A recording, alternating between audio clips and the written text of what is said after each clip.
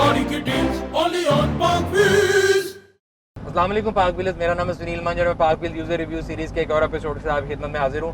हमारे साथ हमारे टीम LAS के मेंबर हैं, हमारे साथ ऑटो शो पे भी हमेशा हिस्सा लेते रहे हैं। हमारे चिश्ती इनका नाम है। इनके पास 1992 की पिजेरो है 3 डोर, और ये कौन सा वेरिएंट है, क्या मॉडल है, हम इंटरव्यू में से जानते हैं। तो हमारा आपकी गाड़ी जो है इसका वेरिएंट क्या है, इंजन साइज़ क्या है, बिकॉज इसमें मल्टीपल आते थे इंजन, और डिटेल अगर हमारे यूज़र्स के लिए आप बता सकें।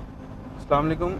ये बेसिकली 2.5 पेट्रोल है, ठीक है। 3 डोर के अंदर मॉडल, और ये मॉडल है 92-93। ठीक है, ठीक है। 92-93 और 2500 सीसी पेट्रोल, 2500 सीसी पेट्रोल। ठीक है। तो अच्छा, मैं अगर if I am not wrong, इसका जो आउटलुक है वो मुझे 92-93 नहीं लग रहा। आपने इसको अपग्रेड किया हुआ? जी, ये मैंने इसको बैक इन 2009 अपग्रेड किया था, ठीक है। और तब मैंने बेसिकली इसको चमन से कराया था अपग्रेड। ठीक है। तो इसमें यानी जो फिटिंग्स लगी हुई है, जो इंटीरियर मुझे नज़र आ रहा है, जो रिम नज़र आ रहे हैं, ओवर फेंडर्स, वो मेरा ख्याल है ये 95-96 मॉडल की है। 95 ये 96 model, maybe I am not wrong, maybe 97 model की गाड़ी वहाँ से मैंने परचेज़ की थी। ठीक है। और वो एज इट इज़ उठा के इसके फ्रेम के ऊपर रख दी थी। ठीक है। और the best part was that, जो मतलब वहाँ का पठान था जिसने ये सब कुछ किया, वो उसने आना था इज्तिमा के ऊपर राइविंड। ठीक है। और तो ही केम बाय रोड इसके ऊपर, तो गाड़ी उसने चला कर लानी थी, तो हर चीज़ आज तक अपनी जगह पे है, कोई मसला नहीं। उसने बिल्कुल सही फिटिंग की हुई कि आज तक कभी कोई मसला नहीं आया गाड़ी में। तो ये खैर अक्सर लोग पूछते हैं वीडियोस के नीचे, तो मैंने कहा चलो ये बात डिस्कस कर लेते हैं कि अगर आप गाड़ी ले रहे हैं और गाड़ी के अंदर आप एक्सेसरी चेंज कर रहे हैं, ओवर फेंडर्स लगा रहे हैं, रिम लगा रहे हैं, इंटीरियर चेंज कर रहे हैं, इट्स लीगल। बट अगर आप गाड़ी को पूरा फ्रेम चेंज कर देंगे वो इलीगल है। सो आपके केस में आपने ऐसा किया कि आपने एक गाड़ी थी आपके पास जो कि लीगल थी, जिसमें आपने बताया कि NHA की शायद ऑक्शन से गाड़ी खरीदी। ऑक्शन से आपने गाड़ी ली, वो बेस मॉडल होता है। आप उसके ऊपर ये फुल्ली जो वेरिएंट है जिसके ओवर फेंडर्स होते हैं, आपने उसके पार्ट्स और एक्सेसरी लेके उसके ऊपर लगा दिए डोनर कार के, विच इज़ 100% लीगल, बिकॉज इसमें जो चेसी है वो आपकी गाड़ी का है, फ्रेम भी आपकी गाड़ी का होता है, लेकिन जो ऊपर पार्ट्स लगते हैं वो दूसरी गाड़ी के हैं। इट्स जस्ट लाइक मैं एक सादी करोला लेता हूँ और मैं फुली लोडेड करोला लेता हूँ और मैं फुली लोडेड करोला के पार्ट उसमें लगा दूँ, मेरी मर्जी है। तो सिमिलरली इलीगल तब होता है अगर आप फ्रेम को चेंज करें, आप उसको फिल्ड करें, या अगर आप सेम जो है ना बाय लॉ जो है वो ये है कि अगर आपका जो है जनरेशन अगर आप चेंज करते हैं, अगर आप इसमें 97 प्लस की बॉडी रख देते हैं वो इलीगल है। आप उसमें 2002 प्लस रखते हैं वो तो खैर आ नहीं सकती, बिकॉज उसका फ्रेम अलग नहीं होता। सही बात है, तो वो इलीगल होता है। मैं यूजर्स के लिए साथ साथ बता दूँ। अच्छा, तो आपने ये गाड़ी कब ली थी? 2009 में। 9 में। और 2009 में विद ऑल दिस जो आपने इसके साथ ऑल्ट्रेशन की और सारा कुछ किया, तो इसके अंदर जो if I am not wrong जो इसका इंजन भी था वो पहले जब आपने ऑक्शन में लिया 25 सीसी पेट्रोल नहीं वो डीजल हो। हाँ जी, वो भी चेंज था। मतलब उसका मुझे नहीं आइडिया कि वो क्या था, क्योंकि आपने यानी जो नया डाला अभी तो जो वहाँ से चमन से जो गाड़ी का इंजन था वही है। ठीक है। सो आपको अपडेट करा दिया हुआ मैंने कॉपी के ऊपर भी। ठीक है। और जब सॉरी मैं आपकी बात काट रहा हूँ, ये मैं बताना चाह रहा हूँ कि जब आप चेंज करते हैं ना गाड़ी, तो जाहिर बात है कुछ ऐसे नंबर्स होते हैं जो कंपनी गाड़ी को लॉट करती है, और वो उसके मोस्टली चीज़ों के ऊपर होते हैं कुछ सीरियल नंबर। सही है। तो उसी तरह मैंने इसकी जो वो है ना सीट बेल्ट, जी जी, जिसके ऊपर उस गाड़ी का नंबर था वही इस पे डाला हुआ है। सही है। वही सीट बेल्ट डाली एक्साइज के अंदर जाके उसको अपडेट कराया। अगेन ये यूजर्स के लिए बता रहा हूँ, अगर आप गाड़ी का इंजन चेंज करते हैं तो बाय लॉ यू रिक्वायर्ड कि आप एक्साइज में जो है उसकी फाइल के अंदर लगवाएंगे उसका इंजन चेंज हुआ है, उसका इंजन नंबर जो है वो नया वाला नोटिफाई कराएंगे। और अगर आप कोई गाड़ी ले भी रहे हैं और उसमें इंजन चेंज है तो आपको देखना चाहिए कि वो नोटिफाई हुआ है या नहीं। अच्छा, तो आपको ये गाड़ी फिर टोटल विद ऑल एक्सेसरी या सारा कुछ करके क्या कॉस्ट की? मुझे अराउंड 11.5 से 12 के दरमियान में कॉस्ट की थी गाड़ी। ठीक है, 12 लाख रुपए जी। और आपने 12 लाख रुपए में गाड़ी खरीदी 2009 में, अब तक आप चला रहे हैं। Are you happy with this purchase और यू थिंक यार मैं इतने पैसों में एक और चीज़ ले लेता, वैल्यू टू मनी नहीं है? नहीं सर, ये बेसिकली गाड़ी ऐसी है, ये हर कोई नहीं रखता। ये जो शौकीन लोग होते हैं ये सिर्फ वही रखते हैं। सही है। तो 2009 से अभी तक मेरे पास है। सही है। और 11 साल हो गए। 11 साल हो गए। और मुझे कभी भी इस तरह नहीं हुआ कि इसको बेच दें, क्योंकि जाहिर बात है फिर बेच के आएगा क्या, आ तो सकता है, बट जो ये चीज़ है वो कोई नॉर्मल सेडान कार फिर वो चीज़ नहीं मज़ा कराती। सही है। तो इस वजह से मैं तो यही रखूँगा। अच्छा, इसकी जो पेट्रोल एवरेज है वो क्या 2500 सीसी पेट्रोल गाड़ी है, तो एक लोगों का ख्याल होता है, जनरली मेरा भी ये ख्याल है कि it will be heavy on fuel. So what is the fuel average you are getting? It was rich on petrol for like I was getting 4.5 kilometers per liter. Which is very bad. Yeah, a few months ago. Then I get it tuned, and it is now on 6.6. 6.6 शहर में AC के साथ। शहर में AC के साथ, और इसमें मतलब कि नॉर्मल होता है और तेज भी होती है। मतलब अच्छा, वैसे माशाल्लाह आपकी गाड़ी अंदर से साफ बहुत ज़्यादा है, and I am really impressed. जो मैं इसकी एक्सेसरी देख रहा हूँ, अगेन ये जो क्लाइमेट कंट्रोल है ये 92 जो यहाँ पे आता था वेरिएंट उसमें नहीं आता था, सिंपल एसी था। आपने जो कन्वर्ट कराया है जैपनीज वाला जो वेरिएंट इसमें आपने डाला है ये उसके साथ आया। How is the efficiency of AC? Dual तो नहीं होगा, सिंगल एसी बिकॉज 3 डोर है ये। इसके पीछे भी है, रेयर में भी है। रेयर में भी एसी है। हाँ एसी वेंट, एसी वेंट ये है पीछे नीचे। अच्छा नीचे सीट के नीचे से, हाँ ठीक है। और यहाँ से उसका कंट्रोल यूनिट भी है पीछे, आप देख सकते हैं। हाँ। अच्छा एक और इंटरेस्टिंग चीज़ ये है, 3 डोर जीप देखने में तो बहुत खूबसूरत लगती है, हमेशा कहता हूँ 5 डोर तो बहुत बड़ी लगती है, 3 door is very smart. But sitting capacity के लिहाज से इज इट प्रैक्टिकल? ये 2 सीटर है कि पीछे वाले लोग कंफर्टेबल बैठते हैं आराम से? सर मतलब अगले वाले तो इजी होके बैठते हैं, पीछे वाला डिपेंड करता है कि अगले वाले ने कितनी सीट पीछे की। It is a bit compromise, you have to set, मतलब थोड़ा सीधा होके। तो अगर आपने लॉन्ग पे जाना है और अगर आप 5 लोग हैं, आप इस गाड़ी पे जा रहे हैं, ऑफ रोडिंग पे जा रहे हैं, एडवेंचर के लिए जा रहे हैं, इज इट प्रैक्टिकल और not? For 5 I don't think so, but for like 3 it's okay.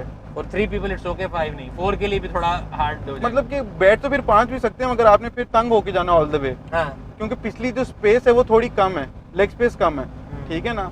तो 3 लोगों के लिए बेहतरीन है, 4 के लिए भी ठीक है, 5 के लिए मेरे ख्याल से कोई फिर कंफर्टेबल ही नहीं जाएगा। अच्छा बिल्कुल सही है।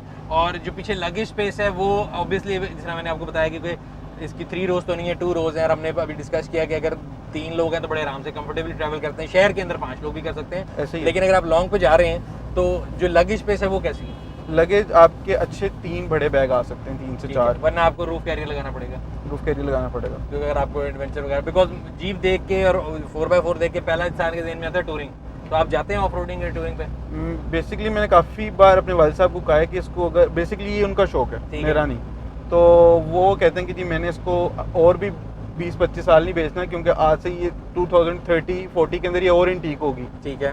तो वो इसको किसी उस तरफ लेके नहीं जाते कि मैं ये चीज़ कराऊँ, ये ताकि ज़रूर जाके मैं अपनी गाड़ी को ख़राब करूँ, क्योंकि हल्की सी वेरिएंट ईयर तो होनी ही होनी है फिर। सही है। तो वो देखिए तो संभालने की बात है, आपके सामने गाड़ी जा रही है, अगर हमजा साहब दिखा सकें गाड़ी, उसकी हालत देखें क्या की हुई है, उसका पिछला बम्पर उड़ा हुआ है, साइड से उड़ी हुई है, एज अपोज टू दिस आपकी गाड़ी से मैं बैठा हूँ, आपको बैठ के फील आ जाती है कि गाड़ी आपने प्यार से रखी हुई है। सो यस इट शोज़ कि जिस तरह आपने बताया कि आपके वालिद साहब बहुत ज़्यादा केयर करते हैं इसकी।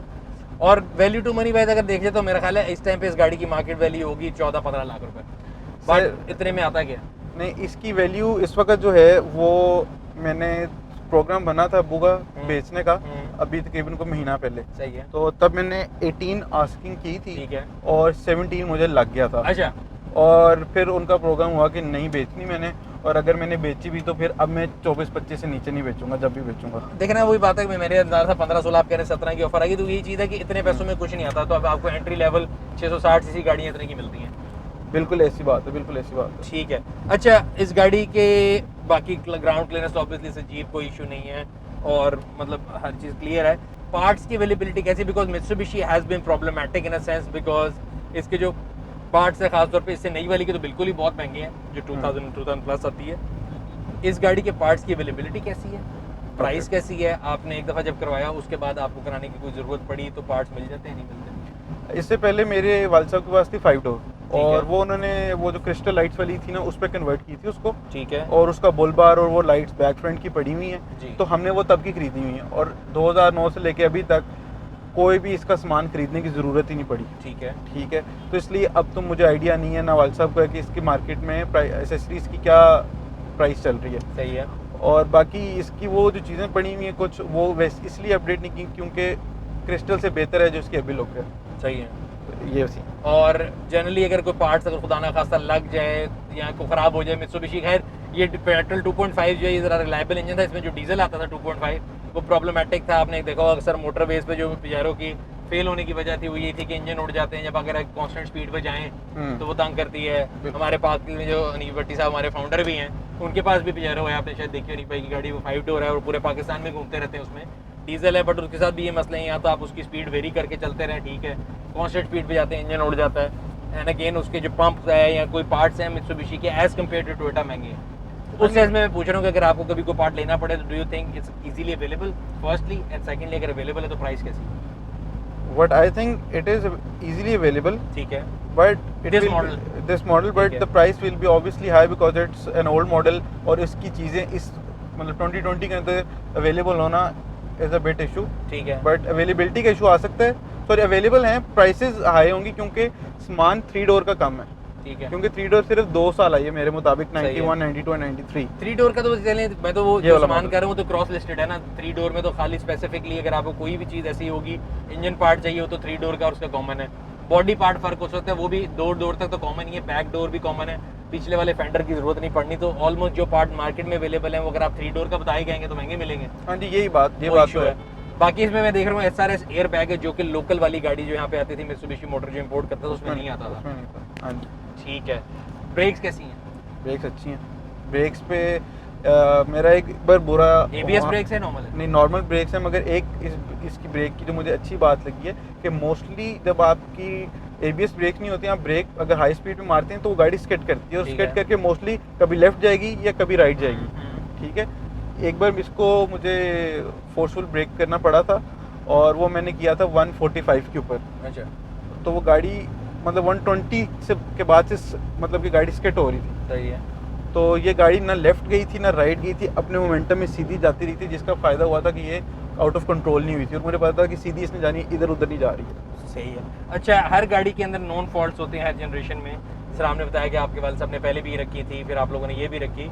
सो इस जनरेशन का कोई नॉन फॉल्ट जो आपको पता हो? अभी तक मुझे तो कोई मेजर इशू नहीं इसके अंदर फेस हुआ, बट सिर्फ इसकी मुझे ये स्टेयरिंग की हल्की सी प्ले है, जो कि मैंने खुद ही नहीं छुड़वाई, कि मैं नहीं चाहता कि गाड़ी को मैकेनिक के हाथ लगे, इतनी प्ले मैं बर्दाश्त कर लूंगा, जाके मैं इसको खराब करा दूंगा। और मेरा ख्याल है जो पेट्रोल इंजन है दैट वाज मोर रिलायबल से, मैंने बताया डीजल में नॉन फॉल्ट था इसका। हाँ जी। अगर आप उसका EDD टेम्परेचर जो है वो कंट्रोल नहीं करते थे तो वो गाड़ी का इंजन उड़ जाता था, और बहुत सी गाड़ी ऐसी जो मोटरवे पे इनके सीज हुए थे इंजन।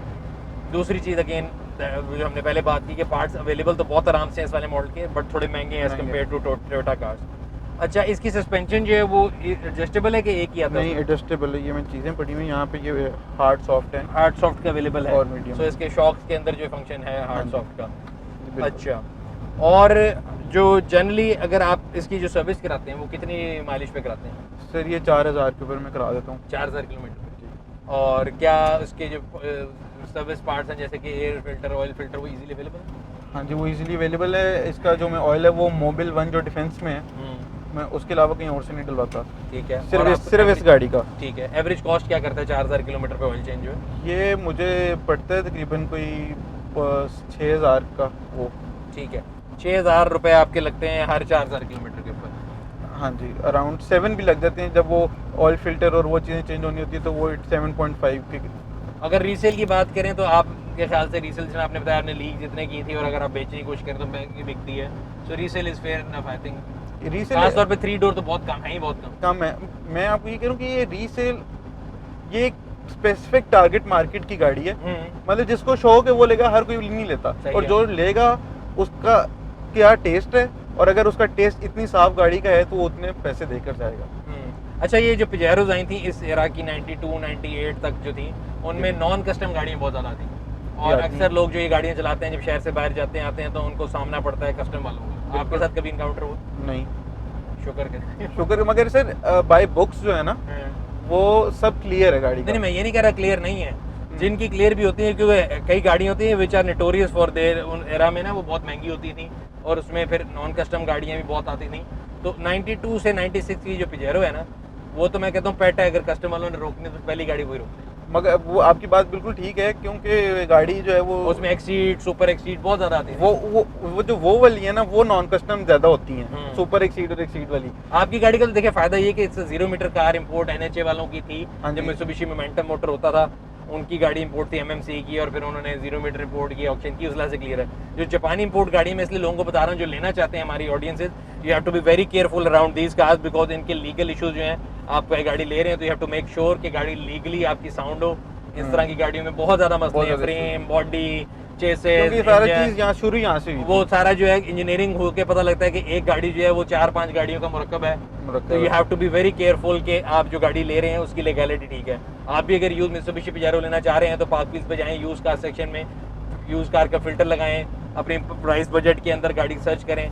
गाड़ी खरीदने से पहले पार्कव्हील्स इंस्पेक्शन सर्विस जरूर कॉल करें, जो कि आपको 200+ पॉइंट के ऊपर गाड़ी की कंप्लीट रिपोर्ट देती है, जिसमें इंजन, पेंट, बॉडी, टायर्स, गाड़ी की हर जो फंक्शनैलिटी है उसको चेक करके आपको इंडिपेंडेंटली डिजिटल फॉर्म में जो रिपोर्ट दी जाती है।